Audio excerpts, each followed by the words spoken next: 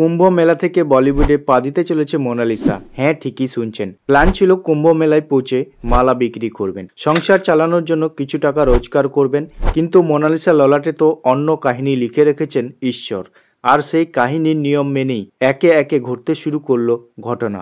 মোনালিসার বয়স মাত্র 16 বছর। খুবই নিম্নবিত্ত সংসার তার। রাজস্থানের চিত্তরগড় প্রত্যন্ত গ্রামের বাসিন্দা মোনালিসা একটু ভালো রোজগারের আশায় বোনদের সঙ্গে নিয়ে মালা বিক্রি করতে এসেছিলেন মোনালিসা উত্তরপ্রদেশের প্রয়াগরাজ কুম্ভ মেলাতে। তাকে দেখা যায় মালা বিক্রি করতে। তারপরে কোনো এক নেট প্রভাবীর ক্যামেরায় বন্দী হয়ে তুমুল ভাইরাল হয়ে যায় তার দুটি আয়ত চোখ। সেই থেকে মায়াবী ওই দুই চোখের পিছনে ধাওয়া করেছে অগণিত ক্যামেরার লেন্স। টানা টানা চোখ তো অনেকেরই হয়, কিন্তু কুম্ভ মেলায় ভাইরাল হওয়া মোনালিসা ভোসলের দুই চোখের মূল আকর্ষণ হলো তার চোখের মণির রং। নীল নয়, সবুজও নয়, আবার ঠিক বাদামিও নয়।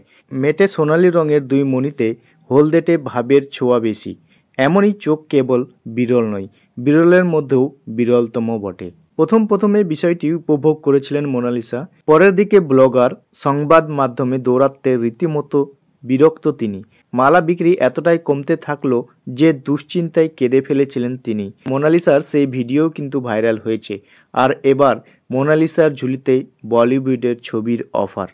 বিভিন্ন সংবাদ মাধ্যমে খবর, মনোজ মিশ্রা দ্য মণিপুর ডায়েরির ছবিতে মোনালিসার বিপরীতে দেখা যাবে অভিনেতা রাজকুমার রাওয়াতের ভাই অমিত রাওকে। তবে এখনই এই ছবি নিয়ে বিস্তারিত জানাতে নারাজ ছবির টিম। তবে আপনাদের এই মোনালিসার কাহিনী কেমন লেগেছে কমেন্ট সেকশনে অবশ্যই কমেন্ট করতে ভুলবেন না। আর এই ধরনের ভিডিওর আপডেট পেতে আমাদের চ্যানেলটিকে সাবস্ক্রাইব করে রাখবেন।